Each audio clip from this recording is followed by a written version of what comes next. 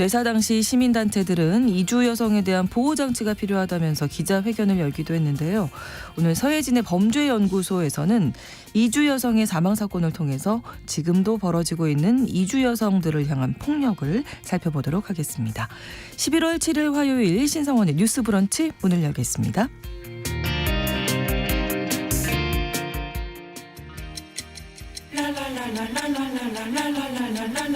듣고 공감하고 진단합니다.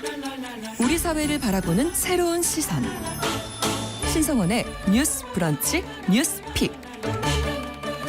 뉴스 브런치 청취자 여러분과 함께 소통하며 만들어갑니다. 유튜브 통해서 실시간으로 보실 수 있고요. 여러분의 의견도 기다리고 있습니다. 짧은 문자 50원, 긴 문자 100원이 드는 샵 9730, 우물정 9730번으로 문자 주실 수 있고요. 또 라디오와 콩 앱으로도 많이 참여해 주시기 바랍니다. 화요일의 뉴스픽 시작합니다. 조성실 시사평론가 그리고 화요일에는 항상 한겨레 신문 박다혜 기자 함께 하셨는데요. 오늘 출장 중이어서 조으론 변호사 어제 이어서 만나도록 하겠습니다. 두 분 어서 오세요. 네, 안녕하세요. 네, 반갑습니다. 갑자기 날씨가 많이 추워졌습니다. 네. 겨울이 갑자기 왔어요. 그렇습니다.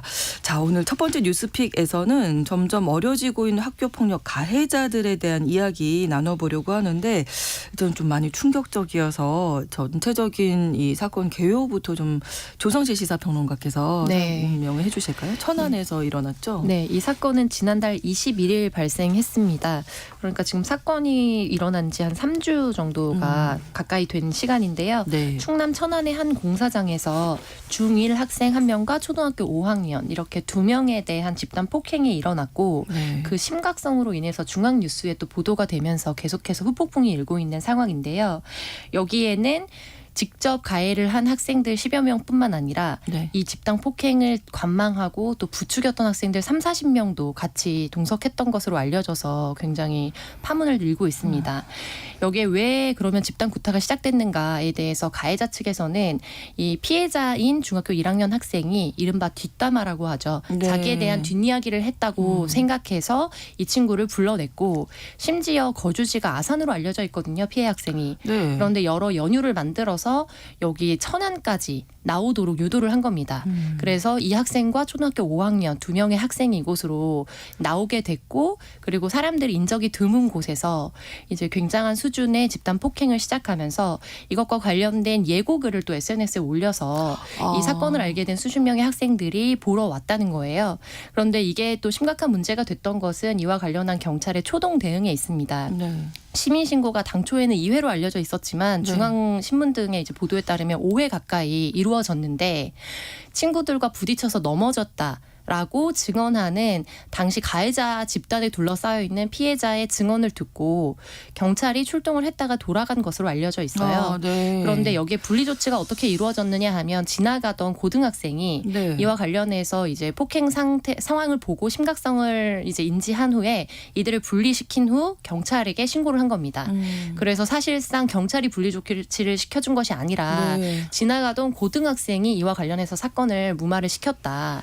그래서 처음에는 한 4-5명 정도가 가해 학생으로 이제 지목이 되었었는데 네. 이것이 지방 언론, 지역 신문에 실렸다가 최종적으로는 지금 굉장히 전국적인 뉴스가 됐거든요. 네. 그래서 이후에 이와 관련해서 입건 처리가 된 학생들은 지금 10여 명 정도로 알려져 있고요. 네. 이 중 2명을 제외하고는 촉법소년에 해당하기 때문에 향후 어떤 조치를 받게 될지 좀 주목을 받고 있는 상황이고 네. 결과적으로 여기에 대해서 폭행을 부추기거나 관망했던 학생들도 한 20-30여 명이 넘거든요. 이들에 대해서도 경찰이 이제 불러서 수사를 진행하고 있는 상황인 것으로 알려져 있습니다. 집단 폭행이 있는 것도 충격적인데 여기에 이 폭행을 구경하로 왔다는 거잖아요. 네, 저도 그렇죠. 좀 너무 잔인한 그래서 것 소문을 같고. 듣고 한 30-40명의 학생들이 네. 몰려왔는데 이게 한 학교의 학생들이 아니라는 거예요. 천안 지역과 아산 지역에 있는 10여 개 교회 학생들이 한 30-40명에 달하게 이곳에 방문을 정말 끔찍한 일이죠. 방문을 한 것이고요.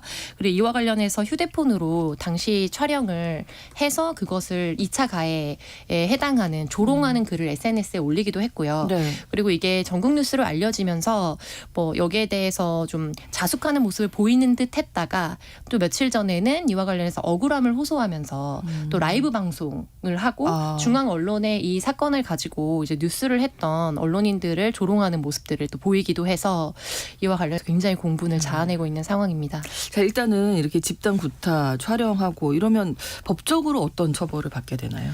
일단 한 명이 아니라 2명 이상이 공동으로 폭행을 하는 경우에는 특수 폭행에 해당을 해서 단순 폭행보다 2배가 넘는 형량이 법에 규정이 되어 있습니다. 네. 5년 이하의 징역 1,000만 원 이하의 벌금인데요. 네.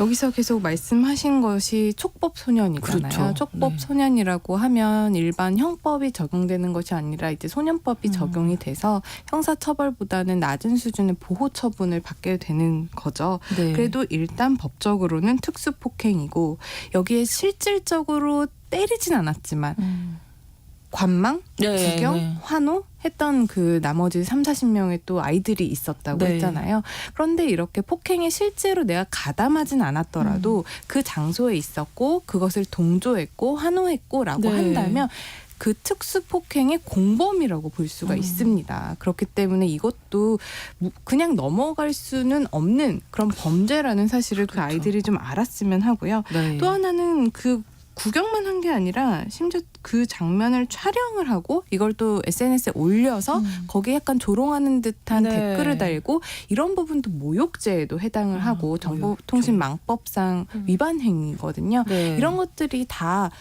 불법 행위, 범법 행위라는 것을 좀 아이들이 좀 알았으면 좋겠습니다. 네, 이 초폭 소년이 만 14세 미만일 경우에 얘기하는 거죠. 지금 예, 초등학생, 맞습니다. 중1, 초등학교 5학년 이러니까. 그러니까 소년법에는 이제 19세 미만의 자는 우리가 흔히 말하는 미성년자들은 예. 이제 형사적인 책임을 질 수 있는 단계를 3단계로 나눠놓고 있는데요. 네. 이제 10살이 이제 하나 기준이 되어서 네. 10살 밑, 그러니까 초등학교 저학년 같은 경우에는 형사 미성년자라고 해서 사실 그들은 어떤 범죄를 저질러도 네. 사실상 형사적으로 책임을 물을 수는 없습니다. 다만 이제 민사적으로는 그 아이가 원래 책임져야 될 민사적인 부분을 부모가 있으면 부모가 제대로 관리 감독을 못했기 때문에 부모에게 민사적인 책임을 물을 수가 있고요. 네. 10살에서 14살 은 이제 형사 미성년자이긴 하지만 촉법 소년이라고 불리면서 네.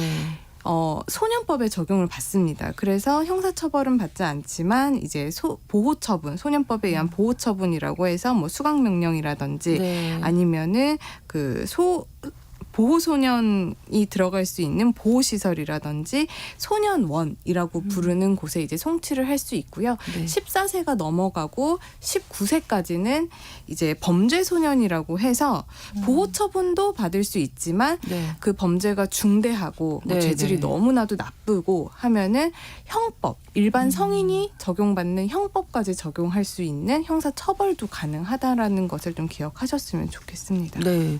자, 여기에 최근에 이 초등학교 학교 폭력이 더 크게 또 이슈가 된 사건이 있었습니다. 김승희 전 대통령실 의전 비서관 자녀의 학교 폭력 문제인데 여기도 이제 초등학교 3학년이었거든요. 네, 보통 이제 뭐 국회에서 관련해서 청문회를 하거나 혹은 이제 행정부에서 고위 관료를 맡는 자제.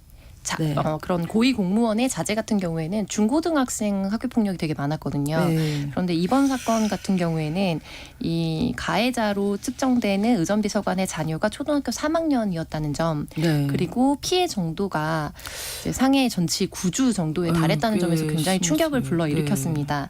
그래서 이것과 관련해서 이제 지금 최종적인 처분에 대해 피해자 측에서 강하게 반발하면서 민사소송을 또 제기한 상황이거든요. 네. 근데 가장 핵심적인 요지는 민사소송을 통해서 어떤 거기에 대한 비용을 받아내겠다에 있지 않고 네. 최종적으로 분리 조치가 가장 우선적으로 이루어져야 되는데 지금 분리 조치가 이루어지지 않았기 때문에 민사소송을 진행하면서 이와 관련해서 분리 조치를 실질적으로 이끌어내겠다는 것을 이제 변호인 측에서 공식적으로 발표를 한 상황이에요. 네. 보통 이렇게 사건이 생기게 되면 여러 가지 또 지침이나 관련 규정이 바뀌면서 관할 교육청에서 좀 심의를 하도록 하고 있거든요. 네. 그래서 학교폭력 대체심의위원회에서 지난달 5일에 이제 출석 정지 10일 그리고 학급 교체 처분을 내렸습니다. 네. 근데 이제 점수를 기준으로 해서 16점이 돼야 강제 전학을 받을 수 있는데 네. 15점 처분을 받았고요. 15점을 받게 된 연유 중에 하나가 이게 폭행이 지속적으로 일어났느냐 이 부분에 있어서인데 이 피해자 측에서 얘기하고 있는 부분은 이 표현을 하는 것 자체가 굉장히 어떻게 보면 상식적으로 좀 받아들여지지가 않는데 보통은 이제 방과 후에 이루어지잖아요. 네. 돌봄 교실 있죠. 돌봄 아, 교실이라고 네, 네, 불리는 네. 방학 때 이루어지는 그런 돌봄 네. 교실 그리고 혹은 방과 후에 이루어지는 돌봄 교실이 일주일마다 연달아서 있는 돌봄 교실이었던 거예요. 아. 그런데 지난주에 있었고 이번 주에 만나서 또다시 두 차례에 걸쳐서 폭행이 이루어졌는데 예, 지난주 화요일이었다가 이번 주 네, 화요일이었어요. 예를 든다면요. 예. 그럼 이게 지속성이 인정을 받아야 된다는 겁니다. 네. 그런데 지속성 부분에서 이게 연달아 일어나진 않았기 때문에 그리고 두 차례에 불과하니까 지속성 점수에서 낮은 점수를 받았습니다. 그래서 사실은 실질적으로 16점을 넘어서 이제 강제 전학 조치가 내려져야 되는데 이 부분에 있어서 형평성에 맞지 않다. 그리고 피해자가 강한 이제 트라우마를 갖고 피해자가 전학을 가야지만 문제가 해결되는 상황에 도달했다. 네. 그래서 이와 관련해 문제 제기를 계속 제기하고 있는 상황입니다. 이게 지금 7월에 있었더라고요. 이 네, 일이. 7월 10일 경에 있었던 것으로 알려져 있습니다. 그런데 아직도 분리가 안 되고 있다는 거네요. 네, 그러면? 학급 교체는 이루어진 상황으로 네. 알려져 있고요. 그런데 여기서 실질적으로 이제 분리를 하려면 피해자가 가야 되는 상황인데 그거는 굉장히 이제 상식적으로 맞지 않는 부분이죠. 네. 사실 이 사건에 있어서 학급 교체 처분이 있다고 말씀을 하셨는데 피해자 가해자가 다른 학년입니다. 네. 그러면 학급이 원래 같지가 않아요. 그래서 의미가 없는 거죠. 그렇기 그렇죠. 때문에 의미 없는 처분인 거죠. 그리고 아까 말씀하셨던 그 지속성 면에서 이제 4점이 만점인데 여기에는 1점만 지금 부여가 네. 된 이유가 일주일마다 일어났고 2번밖에 안 일어났기 때문이다라는 건데 사실상 이 부분은 그 이거를 점수를 매기시는 위원들이 네. 지속성이라는 부분에 대해서 좀 잘못 평가한 게 아닌가 저 개인적으로는 그렇게 생각이 됩니다. 네, 그래서 이제 외압이 있었던 것이 아니냐라는 보도도 좀 나왔던 것으로 알려져 네. 있습니다. 네. 지금 이제 초등학교 3학년 초등학생 아까도 처음 그 천안에서 있었던 사건에서 초등학생이 포함되어 있어서 학교 폭력 나이가 점점 어려지고 있다 이런 현황 자료가 하나 공개가 됐더라고요. 네, 최근에 네. 국회 행정안전위원회 소속 기본소득당 용해인 의원실이 이제 경찰청에서 받은 학교 폭력 검거 현황에 보면은 네. 초등학생 검거자 비율이 2020년에는 5% 정도밖에 되지 않았었는데요. 이게 2021년에는 한 7%, 그리고 작년에는 9%, 그리고 올해 상반기에는 벌써 10%를 넘어섰다라고 합니다. 그러니까 전체 학폭 검거자들을 봤더니 그중에 10명 중에 1명은 초등학생이라는 얘기고요. 중학생 검거자 비율도 2020년에 26.6%에서 올해 상반기에는 32.0%로 5.4포인트 증가했다라고 보면 초등학생 비율도 최근 2, 3년 새 굉장히 늘었고 네, 중학생도 중학생도. 늘었다. 그러니까 전체 학폭에 있어서 그 연령이 점차 낮아지고 있다라고 보셔도 무방할 것 같습니다. 네. 관련 상담 좀 많이 진행해 보셨을 것 같은데요, 변호사님. 네, 사실 제가 어렸을 때만 해도 학교 폭력이 대부분 중고등학교에서 어떤 일진 아니면 약간 좀 비행 청소년들이 하는 행위가 아닐까라고 생각을 하고 제가 변호사가 시작하게 된 한 10여 년 전에도 그렇게 생각을 하게 됐는데 최근에 이제 제 주변에 이제 친구들이 이제 학부모들이 많이 됐어요. 네. 이제 나이가 그러다 보니까 뭐 맨 처음에 이제 하나 둘씩 저에게 이제 학교 폭력을 상담하러 오는데 아이들이 뭐 초등학생인데 학교에서 이런 일이 있었다라고 네, 상담을 네. 오는 거예요. 그래서 저도 아니 이제 초등학교면은 뭐 얼마나 그 수준이 심각할까라고 그렇죠. 하고 가벼운 마음으로 이제 상담에 임하다가 상담 내용을 들어보면 뭐 전치 사주 아니면은 뭐 어디가 골절 뭐 이런 네. 사건이 있으니까 초등학생인데 이게 성인의 피해 수준과 별반 다르지 않은 거죠. 그렇기 때문에 저 개인적으로도 초등학생들의 어떤 학교 폭력이나 아니면 초등학생들의 범죄 행위의 수준이 상당히 올라왔구나라는 것을 실무에서 굉장히 많이 체감을 하고 있습니다. 네. 이 청취자 여러분들도 의견 많이 주고 계신데요. 8805번으로 피해자가 사후에 어떻게 대처해야 되는지 교육도 중요하지만 폭력을 행사하지 않도록 폭력 그 방지하는 예방하는 교육이 더 중요할 것 같습니다. 폭력은 3아웃이 아니라 1아웃이 돼야 합니다. 한 번이라도 폭력이 있었다면 아웃이지요. 이렇게 남겨주셨고요. 폭력은 안 되죠. 그리고 콩으로는 요즘 도덕 시간 있습니까? 아이들에게 이런 교육 좀 잘 시켜야 할 것 같습니다. 남겨주셨고 1128번으로 세상이 어쩌다가 이렇게 됐습니까? 촉법소년이라 처벌이 어렵다면 이제는 법을 고쳐서 처벌을 할 필요가 있을 것 같네요. 피해자는 누가 보상하나요? 답답합니다. 이렇게 또 남겨주셔서 아마 비슷한 심정이실 것 같은데 전체적으로 어려지는 이 상황 어떻게 보십니까? 이유를 어떻게 좀 해석해 볼 수 있을까요? 네, 좀 이게 뭐 학계에서도 굉장히 하나로 좀 귀결시키기 어려운 네. 사안이기는 한데요.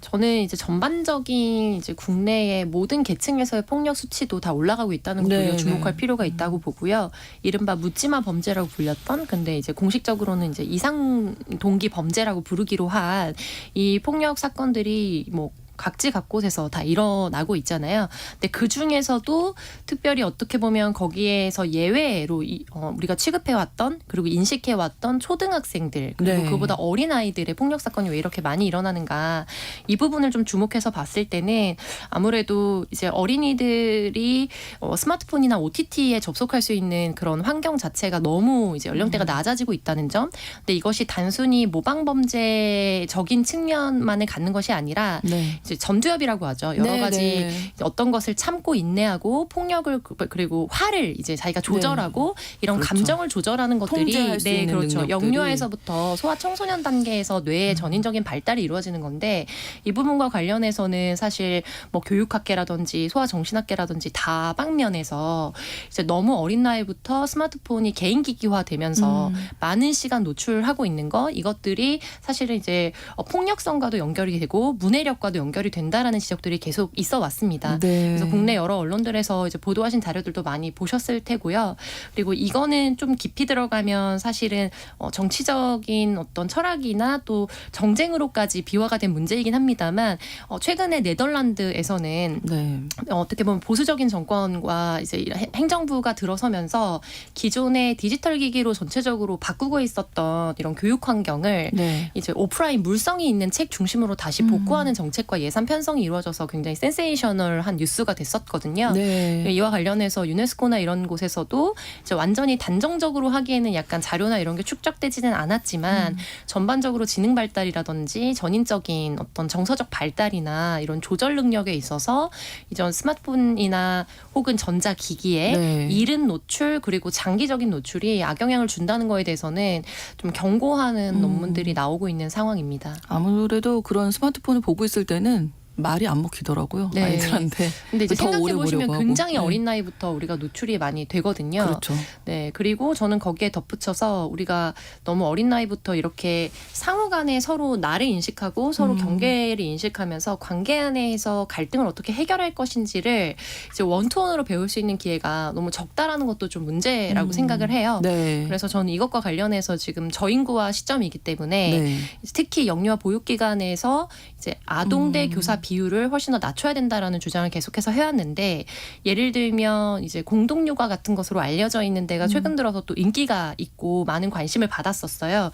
근데 그 결정적인 이유가 여러 가지 뭐 놀이권을 확보한다든지 자연 친화적이라든지 이런 부분들도 있지만 선생님 한 명과 아이들 그리고 상호 간에 서로 이렇게 눈맞춤을 하면서 조율할 수 있는 시간이 굉장히 그렇죠. 훨씬 더 많이 확보가 됩니다. 네. 근데 현재는 공교육이나 이런 데서 일정 부분 이제 위탁을 받는 형태로 조금 더 문턱을 낮춘 곳이 있기는 합니다만 전반적으로는 자부담이 좀 많이 높은 기관일수록 그런 질 좋은 보육을 받기가 좋거든요. 그리고 교육도 마찬가지입니다. 이제 대안교육 같은 경우에 대안교육을 하고 싶지만 네. 비용 부담이 너무 높다라고 말씀하시는 분들도 굉장히 많고 네. 그래서 이것이 어떻게 보면은 특별한 철학적 지향이 있고 교집합이어야 됩니다. 그렇죠. 자부담을 할 수 있는 특수 가정들의 선택지가 아니라 그리고 원하면 그리고 어떻게 보면 기본적인 평균값 자체가 전반적으로 올라올 수 있도록 교육과 보육 환경을 좀 높여야 된다. 근데 여기에서 우리가 뭐 학내 학교 폭력이라든지 뭐 예를 들면은 학생 인권이나 또 뭐 교사의 어떤 권리가 어떻게 부딪히는가 이런 쟁점에서도 사실 그 수면 아래로 들어가 보면 그렇죠. 네, 이런 조율, 우리가 기존의 관계 안에서 조율했던 부분에 대해서 얼마나 우리가 지금 예전과 다른 환경에 놓여 있는가가 좀 핵심적인 쟁점으로 좀 모아지거든요. 네. 이런 부분에 대한 좀 대안도 저는 연결이 돼야 된다라고 생각하고 있습니다. 그 스마트폰 얘기가 나와서 그런데 그 스마트폰으로 이루어지는 괴롭힘 같은 것도 요즘에 너무나 많이 늘었잖아요. 뭐 사이버 불링이라고 해서 어떤 한 학생을 이제 여러 명이 있는 단체방에 초대를 해서 네. 그 학생이 분명히 있는 거를 알고 알면서. 있음에도 불구하고 그 한 아이에 대한 비방글을 여러 명이서 이제 올리고 그 안에서 서로 흉보고 그 아이에 대해서 놀리고, 그럼 사실 다수가 있는 자기를 비난하고 있는 그 방에서 그 한 명의 피해자 학생이 목소리를 내는 건 쉽지 않습니다. 그럼요. 네. 그리고 거기에서 더 위축되고 네. 어떻게 보면은 그런 빠져나올 수도 사실을 없죠. 또. 빠져나올 수는 있죠. 나오면은 또 초대하니까. 초대하는 거죠. 그렇기 때문에 이게 끝이 없는 거고, 그런 부분을 부모님께 말씀드리는 것도 이 아이가 뭔가 굉장히 이제 수치스러움, 창피함으로 느끼기 때문에 주변 어른들이나 학교나 이런 데 알리는 것 또한 굉장히 주저하게 됩니다. 쉽죠. 그리고 학교 폭력을 신고한다라고 해도 이번에 아까 기자님께서 처음에 소개해 주신 전치 9주의 피해 사례에서도 우리가 보다시피 강제 전학 조치가 내려지는 경우는 굉장히 드문 일이잖아요. 그러면 이제 피해자 입장에선 내가 이거를 신고를 해도 네. 저 아이가 전학을 가는 게 아니라 저 아이는 어차피 이 학교 내에서 나와 몇 년을 또 같이 보게 되고, 그럼 내가 이렇게 신고를 했을 때 오히려 나중에 아무도 모르게 또 보복을 당하는 거 아닐까라는 그런 두려움에 사로잡힐 수도 있습니다. 무기력해질 수 있겠네요. 그렇기 때문에 네. 이런 부분에 대해서 사회적인 인식 개선이 굉장히 중요하다라고 생각을 하고요. 아까 공교육 문제라든지 보육 문제 짚어주셨는데, 저는 가정에서의 아이를 다루는 문제도 좀 우리가 개선이 될 필요가 있다라고 생각을 합니다. 네. 이제 학교 폭력 상담을 하다 보면 가해자한테 부모님이 오시는 경우들도 종종 있으신데, 이 부모님들이 하시는 대부분의 말씀 중에 공통적인 부분이 우리 아이는 원래는 착해요. 라는 거예요. 사실 저 개인적으로도 네.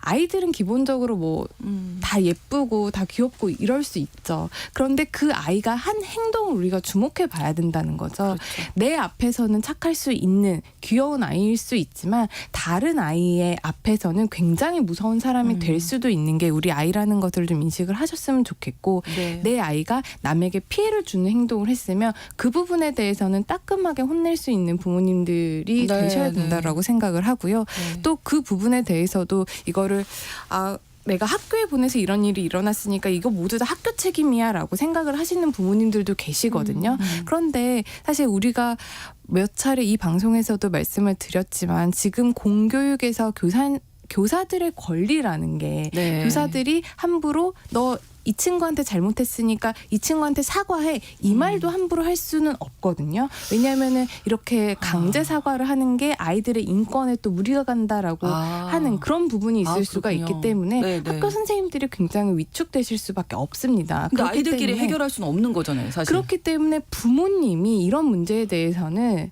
정말 객관적인 시선으로 자녀를 좀 훈육할 수 있는 그런 가치관을 좀 가지고 계시는 게 가장 좋을 것 같습니다. 그렇습니다. 4174번으로 저희 아이도 이런 일 당했었습니다. 아이를 성인까지 키워본 지금 생각해보면 이런 행동하는 아이들은 고등학교까지 계속되는 것 같은데 큰 범죄라는 인식을 심어주는 게 필요하다고 말씀을 해주셨습니다.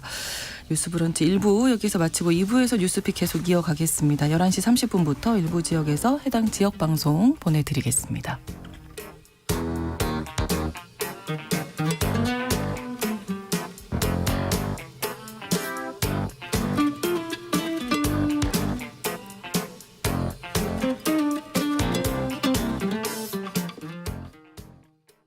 지금 시각은 11시 30분입니다.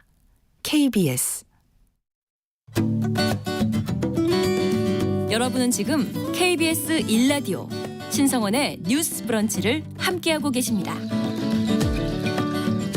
두 번째 뉴스픽에서는 2명의 노동자 사망으로 살펴보는 산업재해에 대한 이야기 나눠보겠습니다. 먼저 위암으로 사망한 항공승무원에게 우주 방사선 노출 관련해서 처음으로 산재를 인정했는데요. 조금 방사선 노출하니까 좀 낯서실 수도 있을 것 같아서 일단 어떤 내용인지 예, 조성실 평론가께서 좀 정리해 주실까요? 네, 당초 이제 항공승무원에게 백혈병이 산업재해로 인정된 네. 사례는 있었거든요. 그런데 우주 방사선 노출로 인한 암 질환이 산업재해 결과다라고 인정을 받은 케이스는 없었습니다. 네. 그런데 이번에 이미 근데 사망을 하신 승무원이세요. 2021년도까지 1995년도부터 약 26년 동안 객실 승무원으로 일하셨던 송아무개로 알려지신 대한항공 승무원 분에 대해서 네. 이제 위암이 업무상 재해였다라는 인정을 근로복지공단에서 하게 되면서 굉장히 주목을 받았습니다. 그런데 2021년도 4월 16일경에 이분이 위암 판정을 받으신 걸로 알려져 있는데 네. 굉장히 빠른 시간 안에 숨지셨거든요. 한 달 만에 숨지셨고 이와 관련해서 이것이 이제 근로복지공단에서 여러 가지 이제 사안과 절차를 밟으면서 최종적으로 연평균 비행 시간이 약 1,022시간에 달했고 네. 그 중에 많은 부분 50% 가까이를 이제 미주나 유럽 노선 등 장기 비행을 많이 하셨거든요. 그런데 이렇게 북극 항로를 이용한다고 하죠. 북극 항로를 지났을 경우에 네. 다른 단거리라든지 혹은 거기를 지나지 않는 경우보다 훨씬 더 많은 부분의 우주 방사선에 노출이 되기 때문에 예. 이것이 실질적으로 암의 이제 기저로 작용을 할 수 있다라는 거죠. 그래서 이와 관련해서 앞으로 전반적인 항공 승무원들에 대한 전수조사가 필요하다. 그러네요. 라는 사회적 요구도 있는 상황이고요. 네. 이후 케이스에 있어서 선례가 될 수 있기 때문에 굉장히 유의미한 뉴스로 주목을 받고 있습니다. 승무원들은 늘 이 비행을 하시니까 네. 이게 그럼 비행을 하게 되면 방사선 노출량이 뭐 당연히 많아질 수밖에 없는 거잖아요. 네, 맞습니다. 그래서 승무원들이 예를 들면은 막 허리를 굽히거나 일어서는 네. 작업도 굉장히 많이 하고 그렇죠. 특히 하이힐을 신고 오랫동안 서 있는 경우도 많고 그리고 이 밤낮이 바뀐다고 하죠. 며칠간 출장을 갔다가 또 다시 쉬고 하기 그렇죠. 때문에 굉장히 직업적인 어떤 산업재해에 노출될 수 있는 환경이다라는 어떤 안타까운 상황이라는 뉴스는 계속 있어서 많이 들어서 알고 계실 텐데요. 특별히 원자력안전위원회에서 이제 발표를 우리 주변에 있는 생활 주변 방사선이 어느 정도 되는지를 발표를 합니다. 네. 근데 그 수치에 따르면은 이제 승무원들의 최대 피폭 선량이 우리 일반인들보다 최소 5배 이상 높다 이렇게 알려져 있어요. 그래서 이제 직업 항공 승무원들의 산재 인정권을 보고 비행기를 많이 타면 이렇게 뭐 암이 걸린다든지 백혈병이 걸릴 수 있나라고 우려하시는 분들도 계실 텐데 일반인들에게 그 정도까지 노출이 되지는 않고요. 근데 이제 아무래도 직업적으로 많이 오고 가다 보니까 이 부분과 관련해서 건강상의 위협적 요소가 될 수 있는 게 크다. 그리고 이와 관련해서 사실 이제 대한항공 측에서는 네. 자체적으로 조사한 결과에 따르면 그 정도의 수치에 달하지 않는다라는 네, 주장을 네. 계속해서 변호인 측에서 해왔거든요. 네. 근데 이와 관련해서도 사실은 그 내부에서 갖고 있는 이제 측정 수치나 기준 자체가 굉장히 보수적으로 잡혀 있기 때문에 이에 대한 재설정이 필요하다라는 비판도 받고 있는 상황입니다. 네, 조으론 변호사께서 이 부분 짚어주실까요? 업무상 질병판정위원회에서는 왜 이 사측이 이런 주장을 했음에도 불구하고 왜 이렇게 방사선 그러니까 대한항공 산재로? 측에서는 그 방사선 수치가 기준치 이하다라는 걸 계속 주장을 한 거예요. 네. 그 원자력안전위원회에서 지난 2월에 항공 승무원이 우주 방사선으로 받는 연간 피폭 선량을 일정 기준치 이하로 제한하는 행정 기준을 마련을 했거든요. 근데 이 기준을 넘지 않았다라고 대한항공이 계속 주장을 했는데 네. 그럼에도 불구하고 이제 업무상 질병 판정위원회에서 산재를 인정한 이유가 한 2가지라고 볼 수가 있습니다. 그 기준치를 넘지 않았다라고 수치가 계속 제출되기는 했지만 네. 근무 이력이라든지 탑승 노선을 고려를 했을 때 고인에게 측정된 총 누적 피폭 방사선량이 실제보다는 더 많았을 것이다라고 보인다 이렇게 판단을 했고요. 또 한 가지는 이제 장거리가 많이 타셨다고 하셨잖아요. 네. 그러니까 이 장거리 노선의 특성상 불규칙한 시간에 식사를 하고 이런 여러 가지 그렇죠. 업무 강도라든지 이런 요소들을 종합적으로 고려를 했을 때 이 병과 그리고 업무 간의 관계에 있어서 상당 인과관계가 있다, 산재로 인정할 수 있다라는 판단을 한 것입니다. 네. 그래서 앞으로 이제 항공 승무원들 건강 상태 전수 조사가 필요하다 이 부분까지 네. 나온 의미 있는 판정이었고요. 또 한 가지가 이제 이번에 오랫동안 산재로 인정받길 기다리다가 지난 4일에 사망을 하신 고 최진경 씨 사연입니다. 이분이 2018년에 유방암 3기 진단을 받으시고 투병 생활을 하셨는데요. 고인과 관련 단체들이 왜 산재로 본 건지 먼저 좀 정리해 주실까요? 네, 이분은 삼성 디스플레이 기획연구소 연구원으로 근무를 하셨었고요. 네. 약 16년 8개월간, 그러니까 거의 17년 가까이 연구원으로 근무를 하셨습니다. 근데 이제 LCD에 들어가는 핵심 소재인 감광제 개발 업무 과정에서 아무래도 연구원이다 보니까 각종 화학 물질에 이제 무방비로 노출이 되었고, 네. 이로 인해서 이제 유방암이 발병이 된 것이다. 상당 인과관계를 인정해 달라라는 주장을 하면서 산재 신청을 하셨던 건데요. 네. 좀 최근 국정감사에서도 이 최진경 씨의 사례가 굉장히 주목을 받았습니다. 그 이유는 뭐냐면 역학조사를 하는데 4년 가까이 걸렸다는 거예요. 투병 생활 내내 역학조사를 이제 했던 거고요. 그래서 최종적으로 관련된 기자회견에 직접 참석해서 발언을 해주기로 하셨었는데 급격히 건강이 악화되면서 병원으로 이송이 되시고 대신 이제 편지를 보내셨거든요. 네. 그거를 이제 국회 황노위 소속의 오원식 의원이 대신 이제 대리낭독을 했었습니다. 좀 소개를 해드리면 네. 무엇을 조사하느라 4년이 필요한 것인가? 인력 부족을 떠나 직무유기 같다. 제가 사용한 수많은 화학물질과 모든 방사선 설비에 대해 조사도 못하고 4년을 끌더니 납득할 근거도 없이 불승인이 됐다. 이렇게 말씀하시면서 이와 관련해서 국가적인 책임을 요구하는 이제 요청과 관련된 법안 발의가 좀 이어졌습니다. 그래서 최종적으로 어떤 기한을 정해놓고 이 기한을 넘어서 관련된 역학조사가 이루어졌을 때는 선 인정을 한 후 그다음에 후에 다시 또 입증을 해나가는 방식으로 시스템 자체를 바꿔달라는 것과 그리고 또 업무상 보안 비밀 이런 것들 때문에 어떤 물질 때문에 내 병이 유발이 됐는지를 개인이 증명하기란 거의 불가능에 가깝거든요. 그렇죠.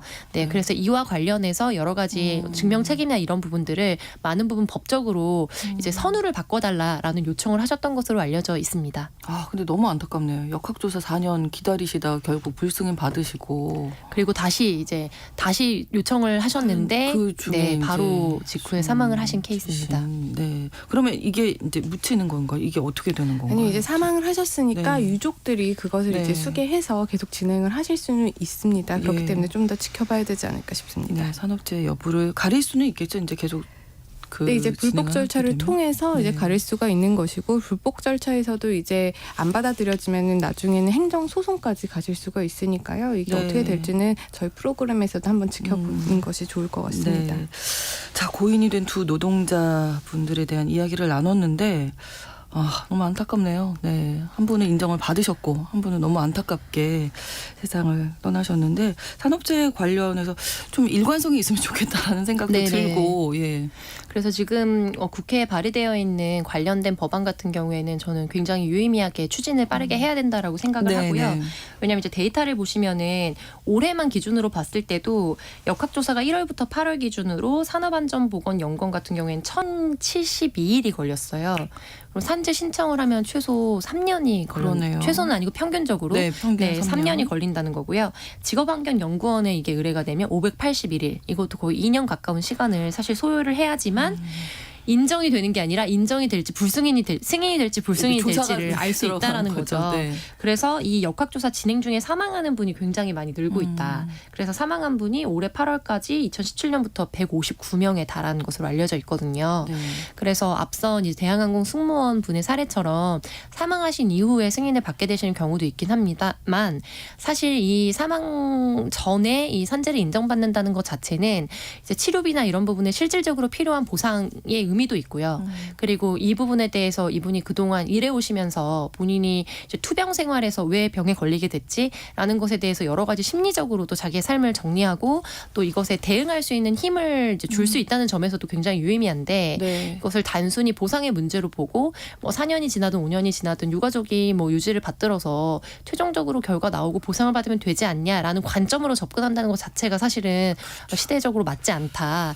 그래서 이 부분과 관련해서는 국회 임기가 얼마 남지 않았기 때문에 이제 좀 조속하게 논의가 네. 본격적으로 이루어졌으면 하는 바람입니다. 네, 좋으면. 네, 실제로 이제 지난 한 10년 정도 간에 이제 업무상 질병재해 보상 신청이 약 4배 이상 증가했다라고 보고 있거든요, 통계상. 네. 그런데 처리 기간이 2.6배 배가 증가를 했다라고 합니다. 그만큼 사건 처리 건수도 많은데 인력 부족이나 이런 여러 가지 조사하는 데 있어서 복잡성 그리고 중복성 때문에 처리 기간도 늘어나고 있는 것이죠. 네. 그렇기 때문에 이런 경우에는 산재로 추정한다라는 추정의 원칙도 도입한 질병들이 몇 개 있습니다만은 아까 말씀해 주신 역학기관 조사에 대해서 기한을 우리가 좀 정해놓고 네, 네. 그 안에 처리를 할 수 있도록 여러 가지 예산이라든지 법률적인 근거를 마련하는 것이 좀 시급해 보입니다. 그렇습니다.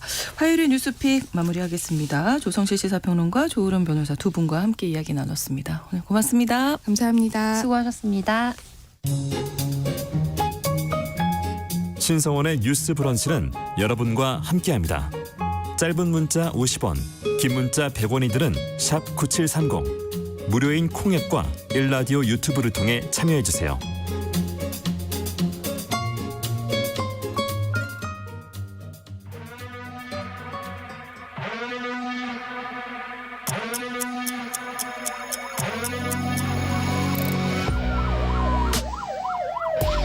범죄를 통해 우리 사회의 이면을 살펴본다. 뉴스 브런치 서혜진의 범죄연구소. 우리 사회에서 벌어지는 범죄를 통해 세상의 이면을 살펴보고 더 나은 사회로 가기 위해 연구합니다. 서혜진의 범죄연구소 서혜진 변호사와 함께하겠습니다. 어서 오세요. 네, 안녕하세요. 자, 오늘은 어떤 이야기 해볼까요? 오늘은 이주 여성들의 어떤 사망 사건에 대해서 네. 좀 알아보려고 합니다. 지난달에도 사건이 또 있었어요. 한국인 남편에게 구타당해서 뇌사 상태에 빠져있던 그 베트남 이주 여성이 결국 사망한 사건이 있었는데요. 이게 이런 식의 사건이 사실 정말 오랜 기간 정말 반복되고 있어요. 보면 이런 사건 발생했을 때 또 이 뭐 이주 여성들을 지원해주는 단체나 뭐 아니면은 이 피해자들이 연대해서 네. 뭐 어떤 목소리를 내긴 하는데 그 목소리가 결국에 제대로 전달되지 않고 또 다른 사건이 발생하고 또 같은 얘기만 계속 반복하는 이런 상황이 좀 안타깝습니다. 안타깝다는 말로도 참 상황을 설명하기 그렇죠. 어려운 것 같아요. 네. 자, 근데 이 사건 속으로 좀 더 들어가 보면 이 폭행이 언제 왜 벌어진 건가요? 이 지난달 3일에 있었던 사건인데요. 네. 이 남편이 50대이고요. 그 부인을 아무튼 베트남에서 이제 이주해 왔던 여성 부인을 이제 폭행을 한 겁니다. 네. 근데 폭행을 하고 이제 의식이 없어서 이 남편이 경찰에 신고를 했어요. 네. 근데 그 당시에는 이제 뇌사 상태여서 살인 미수 혐의로 구속이 됐었거든요. 근데 왜 그럼 이렇게 구타를 했는가라고 물어봤더니 뭐 자기도 평소에 좀 질환이 있어서 극단적 선택을 고민을 했었다.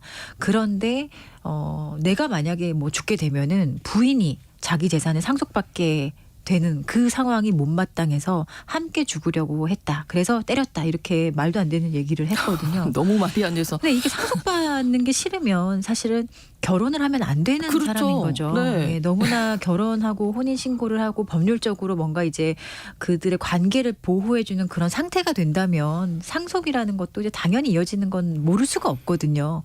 근데 이런 게 싫었다. 그래서 같이 뭐 그러니까 결국에는 나만 죽고 내가 죽은 후에 나의 재산을 부인이 뭐 쓰고 상속받고 이런 게 싫었다는 얘기이면 사실은 정말 부인으로서의 최소한의 뭐 대우랄까요? 자신의 네. 소유물 정도로만 인식해 오지 않았나 그런 이 남편의 부인에 대한 인식을 사실 그대로 드러내주는 네. 진술이 아닐까 생각이 듭니다. 이 남편 뭐 당연히 처벌 받겠죠. 예, 살인 미수로 조사를 받다가 네. 결국에는 이제 사망했기 때문에 살인죄로 변경이 됐고요. 네.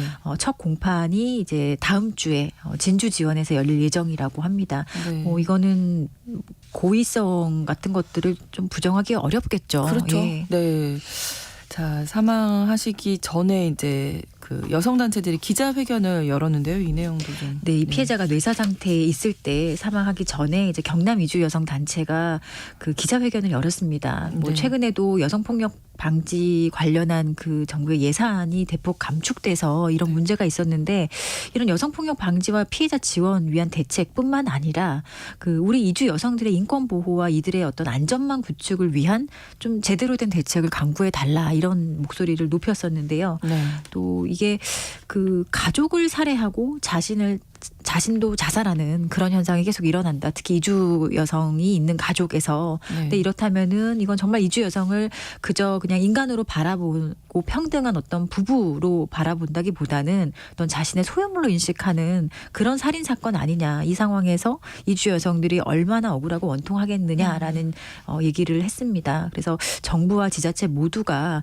좀 이주 여성도 우리 사회 구성원의 일원으로서 같이 함께 좀 공존할 수 있는 그런 방안을 이제는 좀 제대로 제시를 해달라 이렇게 촉구를 했습니다. 네, 이런 비슷한 사례가 좀 계속 있어서 좀 더 살펴보겠습니다. 예, 그 네. 이주 여성들이 이제 본격적으로 한국에 와서 그 한국 남성 특히 처음에는 뭐 농촌 총각 정말 네, 정부의 네. 정책 자체가 농촌 총각이었거든요. 네. 농촌 총각 결혼시키는 그런 정책들을 지자체별로 만들고 거기에 정말 예산을 편성하고 실제로 그런 사업을 추진을 했었던 적이 있었어요. 네. 근데 지금은 사실상 거의 모든 지자체가 이런 사업은 하지 않는 것 같은데요. 그러니까 2000년대부터 네. 뭐 많이 이제 급증하기 시작을 했는데 그다 2007년경에 발생했던 그 후인마이 사건이라고 있어요. 네. 이 피해 베트남 여성의 이름입니다. 피해 여성의 이름인데 네. 사실 이번에 그 경남 이주 여성 단체가 이런 기자회견을 할 때도 이 사건을 얘기를 했습니다. 그래서 이 피해자가 그 사건 이런 사건이 발생한 지가 15년이나 벌써 지났는데 네. 여전히 이런 똑같은 사건이 발생되는가 이주 여성들이 과연 안전한가에 대한 문제 제기를 다시 한번 했거든요. 이 사건이 어떤 사건인가라고 들여다보면 어떻게 보면 한국 사회에서 그 이주 여성의 가정폭력의 실태와 실상 그리고 결혼 생활의 실상을 좀 제대로 처음 제대로 처음으로 이제 알려지게 된 그런 사건으로 평가를 받곤 있는데요. 네. 이 피해자의 피해자의 나이가 19살이었습니다. 아, 19살의 어렵네요. 나이였고 예. 2006년 12월에서 이제 결혼 정보 업체의 소개로 그 47살의 장모 씨와 결혼식을 올린 뒤 다음 해부터 한국에서 거주하게 됐었어요. 네. 뭐 19살과 47살 이렇게 나이 차이도 참 많이 나죠. 근데 뭐 나이 차이 많이 난다고 이게 다 뭐 비정상적인 결혼이라고 뭐 얘기하기는 그건 어려워. 아니죠. 실제로 네. 정말 잘 사시는 분도 네. 많으니까요. 그런데 아무튼 이런 문화도 다르고 언어도 다른 상황에서 사실 의사소통이 제대로 되지 않았을 거라는 거는 누구나 예상할 수 있는 거고요. 실제로 이제 한국에 함께 왔더니 이 피해자 입장에서도 결혼 정보 업체로부터 이 남편에 대한 소개가 좀 많이 달랐던 거예요.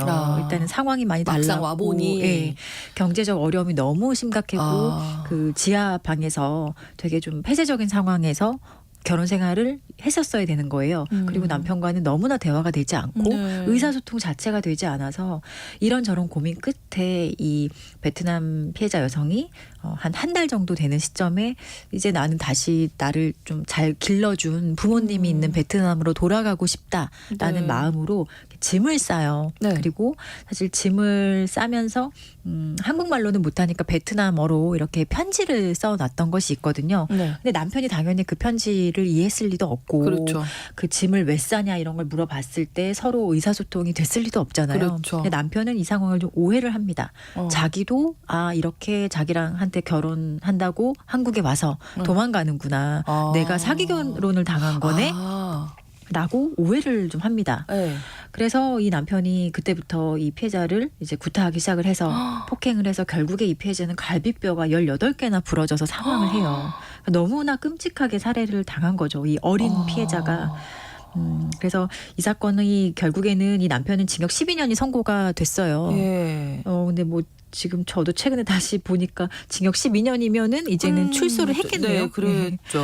네. 15년이 지났으니까. 이 사건이 참 현장에서 이 발견된 아까 제가 말씀드린 이 피해자의 편지. 편지가 네. 너무 슬퍼요. 근데 이게 정말 어쨌든 남편을 존중하는 마음 그리고 나는 남편과 함께 잘 살아보고 싶은 마음에서 한국에 왔는데 너무나 소통이 되지 않고 힘들었다. 그리고 네. 나도 어쨌든 베트남에서 가족들에게 사랑받고 자란 사람인데 그렇죠. 다시 나는 거길로 돌아가서 다시 잘 살고 싶다라는 얘기가 들어가 있거든요.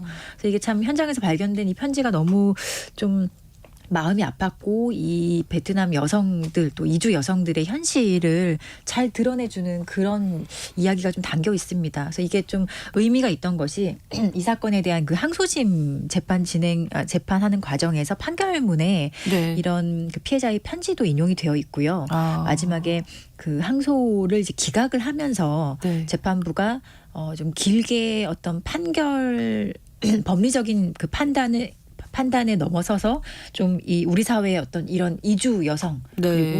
그리고 일종의 매매혼이잖아요. 이런 그렇죠. 국제 매매혼에 대한 문제점에 대해서도 좀 지적하는 그런 그 글을 써서 좀 화제가 됐었습니다. 네. 그래서 한번 인용을 해보면요. 네. 네. 그 목표는 오직 단 한 가지 여자와 결혼한다는 것일 뿐 그 이후에 뒷감당에 대해서 어떤 진지한 고민이 전혀 없다. 그렇죠. 이건 우리 사회 전체의 총체적인 미숙함과 인성의 메마름을 보여주는 것이다.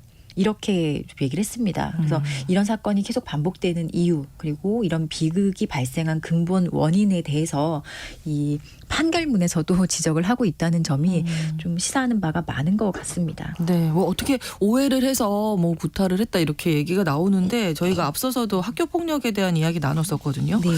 뭐 사실 오해를 했든 뭐 어쨌든 어떤 이유로도 사실 네. 폭력이라는 거는 그렇죠. 그리고 안 되잖아요. 뭐 폭력에는 정도도 사실 없고요. 그럼요. 뭐 아유, 오해했다라는 그 점이 그 말도 좀. 뭐 상황을 설명했으면은 과연 그러면 폭력을 하지 않았을까라고 반대로 생각해 보면 사실 그러진 않았을 것 같아요. 이건 너무나 고의성이 다분한 거고 그러니까요. 갈비뼈가 이렇게 많이 부러질 정도로 때렸다는 거는 단순 오해만이 이 폭행의 결정적인 원인은 아니었을 겁니다. 그랬다면 뭐 형량도 이렇게 징역 당시 기준으로 징역 그렇죠. 12년 선고되지도 않았을 것이고요. 네.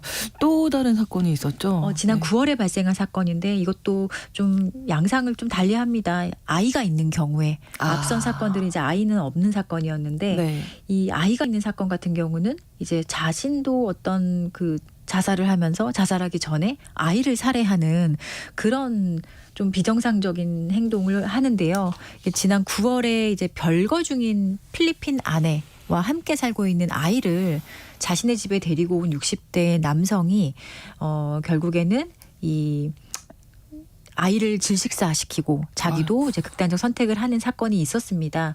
근데 이제 부인 입장에서는 이혼을 준비 중이고 딸과 함께 새롭게 삶을 좀 살려고 노력을 하고 있었는데 이런 상황이 벌어지니 좀 얼마나 참담하겠어요. 그리고 또 별거 중인 상황에서 이혼 소송이 끝나지 않았기 때문에 남편이 아이를 보여달라 이런 말에 좀 거절하지 못했다가 이런 비극이 발생했다고 하는데요. 이거 자체가 지금 모든 게 어쨌든 아이든 부인이든 자신의 어떤 소유물로 생각하는 네, 그런 네. 것이 가장 큰 이런 사건의 원인이 아닐까 싶습니다. 인식이 좀 잘못된 거죠. 그러니까 아까 소유물로 생각했다고 말씀하셨는데 평등하지 않은 거죠. 이 네. 부부라는 관계지만. 네. 사실 부부라는 관계가 뭐 평등을 기반으로 해서 맺어지는 관계인데 모든 인간의 관계가 그렇듯이 평등하지는 완벽하게 평등할 수는 없거든요. 그런데 이 부부 관계에 있어서 특히나 이런 식으로 뭐 결혼 정보 업체를 통해서 네. 돈을 주고 아주 어린 외국인 여성을 이주 여성을 과 함께 결혼하는 이런 사건에 있어서는 특히나 이 상대 여성들을 좀 동등한 관계라거나 평등한 관계로 인식하지 못하는 경우가 많지 않나 생각이 좀 들어요. 네. 자, 이런 이주 여성들을 도와주는 센터라든지 보호기관이 있습니까? 어디에 좀 소통을 할 수 있는지. 대표적인 게 사실 많거든요. 네. 사실 많은데 다누리 콜센터라는 데가 가장 접근하기 쉽고 네. 좀 기억하기도 쉽습니다. 여기 이제 네. 전화를 하면 네. 중앙센터 같은 경우는 1년 365일 24시간 그렇군요. 열어놓는 센터예요. 네. 그리고 이제 지자체의 지역센터가 이제 몇 개가 있는데 여기에 전화를 하면 일단은 그 폭력 피해 같은 것도 지원을 해주고요. 네. 그리고 긴급히 내가 지금 어디로 피난을 가야 된다라고 하면은 그런 쉼터나 피난 시설 같은 것도 운영을 해주고 있습니다. 아동도 동반이 가능하고요.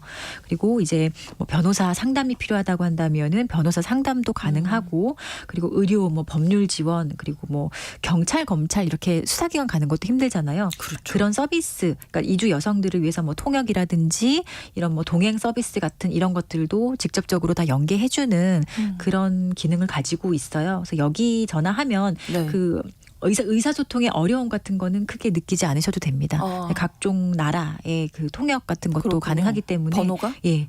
전화하게 되면은 네. 쉽게 내가 말을 못한다 어느 나라 사람이다라고 아, 하면은 그 말이 가능한 사람으로 연결해 줍니다. 다누리 콜센터 1577 1366번, 1577에 1366번 이주민 여성분들 좀 어려움이 있으실 때 언제라도 전화하시면 좋겠습니다. 좀 보호 정책이 좀 더 마련이 돼야 하지 않을까 이런 생각도 해보게 되고요. 오늘 이주 여성들의 가정폭력 사건에 대한 이야기 나눠봤습니다. 서혜진의 범죄연구소 서혜진 변호사와 함께했습니다. 고맙습니다. 고맙습니다. 오늘 마지막 곡으로 성시경의 노래 희재 들려드리면서 뉴스 브런치 마치겠습니다. 저는 내일 오전 11시 5분에 다시 오겠습니다. 고맙습니다.